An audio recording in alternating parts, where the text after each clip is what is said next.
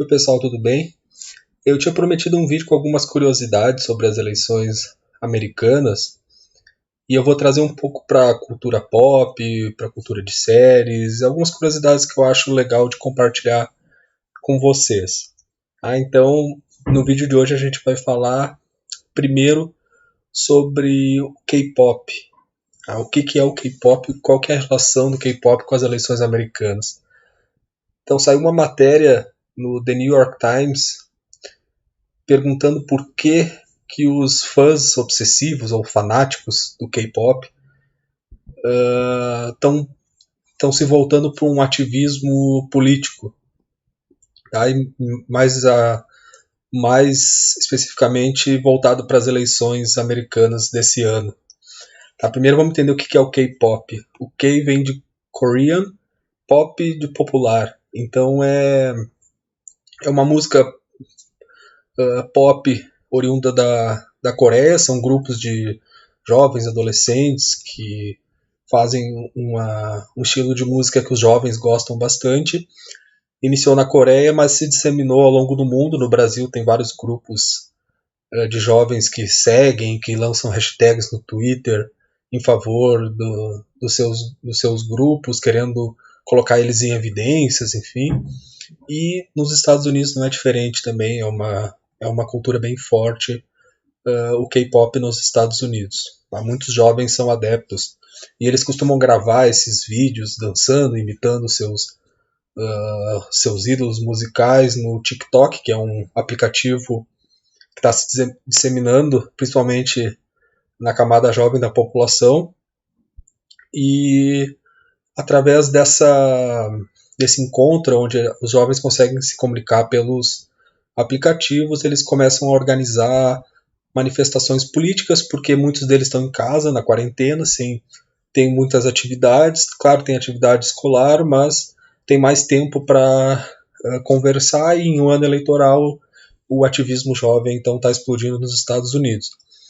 E foi dada como a razão, tá, para o comício do Trump ter tido uma baixa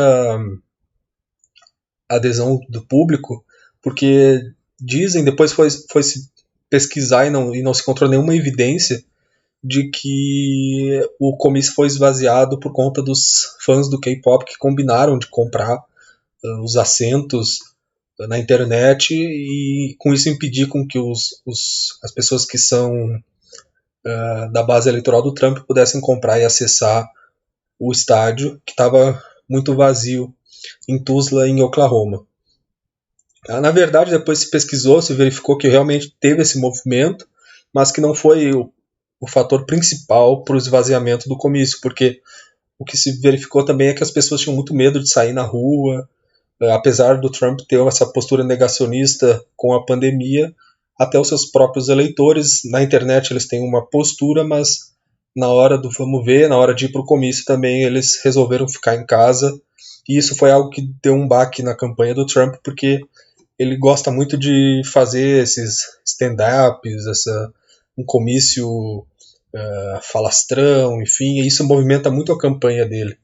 Só que o fato dele não ter feito, não ter tido público, gerou uma imagem muito negativa. Até uma repórter da Globo News, seu nome é Raquel, o nome dela, não lembro agora o sobrenome, registrou uma foto do Trump chegando com a gravata desabotoada depois do comício na Casa Branca.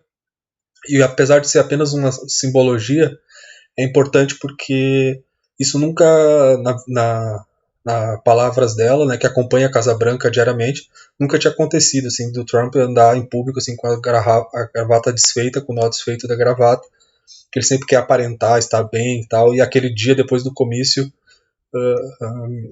relatam que o aspecto do Trump era bastante desanimador. Tá? E qual que é a influência da Coreia também nas eleições? Porque o K-pop é um movimento que tem nos Estados Unidos, mas ele se originou na Coreia. E o pensamento dos K-popers, vamos dizer assim, nos Estados Unidos não é o mesmo dos coreanos. Por quê? Porque na Coreia, o Trump ele é popular, na Coreia do Sul. Tá?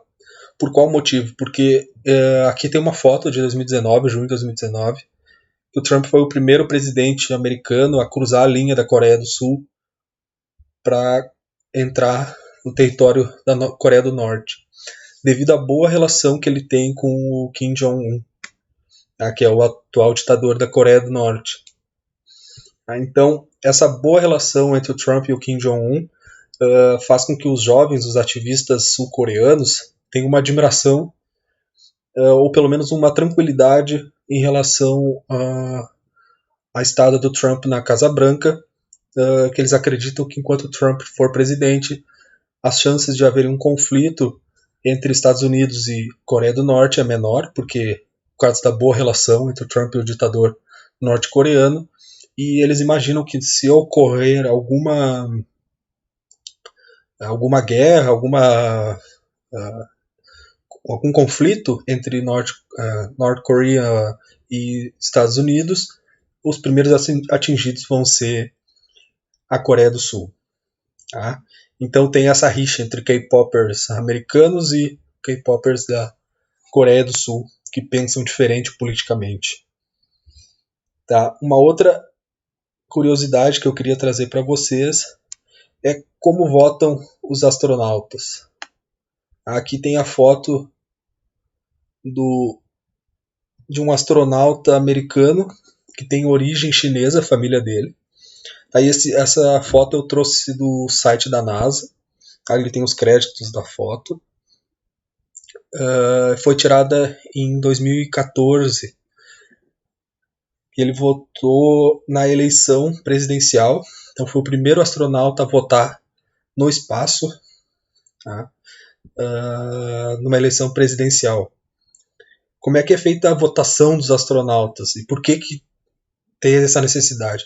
Tem alguns astronautas que passam muito tempo, às vezes meses, na Estação Internacional Espacial. E antigamente isso não existia, os astronautas faziam missões curtas, mas agora ficou cada vez mais comum a necessidade do astronauta passar mais tempo em órbita. E por conta disso se criou um sistema de votação criptografado. No mesmo canal de comunicação de e-mail entre a NASA e os astronautas, eles criaram um modo de votação onde o astronauta recebe um e-mail com as possibilidades de voto, com um PDF que tem as opções, ele seleciona e manda criptografado o seu voto. Tá? E esse voto então é encaminhado diretamente do sistema de tecnologia da NASA para sessões eleitorais para ser computado.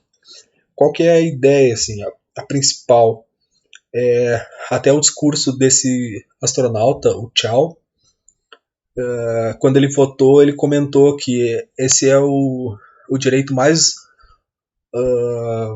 vamos dizer assim, virtuoso do cidadão americano, mais básico, tá, e poderoso, de participar, então, desse direito virtuoso de escolher o seu líder. Então, o voto seria esse ato que ele considera muito importante e ele queria dar o exemplo, porque como foi dito em um vídeo anterior, nos Estados Unidos o voto não é obrigatório, então o fato de um astronauta fazer questão de votar, mesmo em órbita, era uma ideia de motivar as pessoas a votarem também. Então, para não ter essa desculpa, por que tu não vai sair de casa se até um cara que está em órbita vai votar também? Aí isso ocorreu em 1997, passou uma legislação no Texas para que os astronautas pudessem votar e foi expandido a nível federal para as eleições presidenciais também. E curiosamente essa lei passou no Texas quando o George W. Bush era governador do Texas e o primeiro voto para presidente de um astronauta foi justamente na eleição onde o Bush estava concorrendo. Então o voto é secreto, ninguém sabe, mas devido a esse fato, pode ser que o astronauta Chow tenha votado no Bush, que foi quem sancionou a lei que permitiu com que ele votasse mesmo em órbita. Mas isso não jamais saberemos. E falando em Bush, ele tem a ver também com uma outra situação bem curiosa relacionada às eleições dos Estados Unidos. Como eu comentei para vocês, nos Estados Unidos o vencedor das eleições não necessariamente é aquele que recebe mais votos. Tá? Esse foi o caso do Bush em 2000, isso, porque ele concorreu contra o vice do Bill Clinton, o Al Gore, e ele perdeu no voto popular, mas ganhou no colégio eleitoral, ou seja, a soma dos votos eleitorais foi maior, mesmo ele tendo menos votos totais na proporção de toda a população dos Estados Unidos. Tá? E o estado da Flórida foi um estado que definiu as eleições, como de costume. E a diferença foi de aproximadamente 1.000 votos. Foi muito baixa a diferença. E daí, nos Estados Unidos, o sistema de votação não é igual no Brasil, com urnas eletrônicas. Até tem 5 estados que votam com urnas eletrônicas. O estado da Geórgia, Delaware, Louisiana, eu não me lembro os outros 2. Tá? Mas a maioria dos estados vota pelo sistema de leitor óptico, que nem vestibular, que tu pega a caneta, marca ali e ele faz a leitura. Só que em alguns estados, antigamente, se fazia a votação por esse estilo aqui, ó. O ballot, não sei como é que pronuncia, acho que é ballot, ele é uma cédula de votação.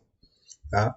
E em alguns estados, era o caso da Flórida, nessa eleição, a votação era computada pelo um shed. O shed é um furo no papel. Tá? Tinha que optar o espaço correspondente até o candidato, fazia um furo no papel, tá? E a máquina contabilizava os votos, fazendo a leitura daí dos furos no papel. Tá? Então essa é uma cena da série How I Met Your Mother, acho que é o primeiro episódio da 6ª temporada, onde o protagonista da série, o Ted Mosby, se fantasia para o carnaval e ele se auto-intitula o The Hanging Shed, ou seja, o shed que está pendurado. Por quê? Porque ocorreu de nessa eleição da Flórida, justamente onde a margem foi muito pequena, na eleição presidencial, tem vários votos inválidos porque muitos sheds, muitos desses papeizinhos, não foram completamente destacados e ficaram pendurados.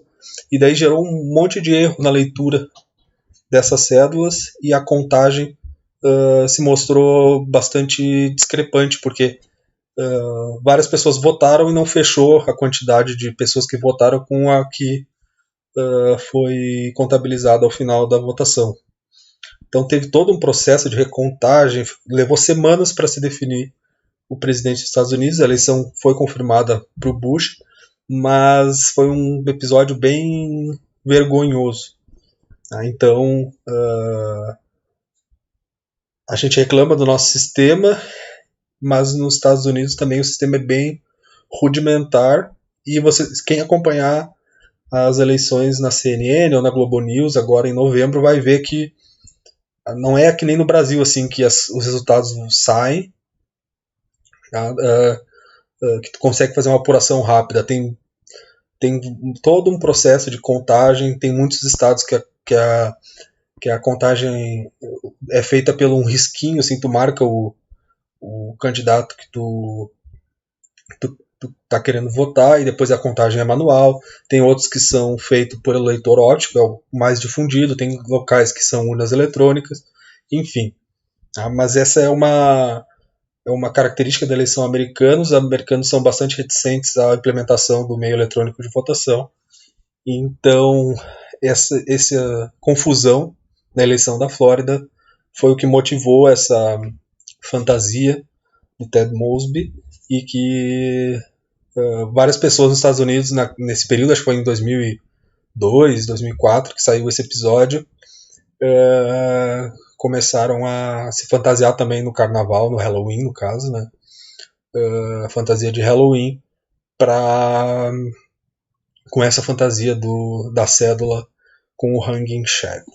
Certo, pessoal? Então, algumas curiosidades a respeito do sistema de votação das eleições americanas, trazendo mais para fatos inusitados, e a partir dos próximos vídeos falar um pouquinho de história e também das perspectivas da eleição desse ano, tá? Minha ideia é fazer os vídeos todas as terças-feiras e em algumas quintas-feiras também.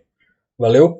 Sigam acompanhando. Quem gostou ou tiver alguma pergunta, dá um like e comenta ali no espaço dos comentários. Grande abraço, valeu!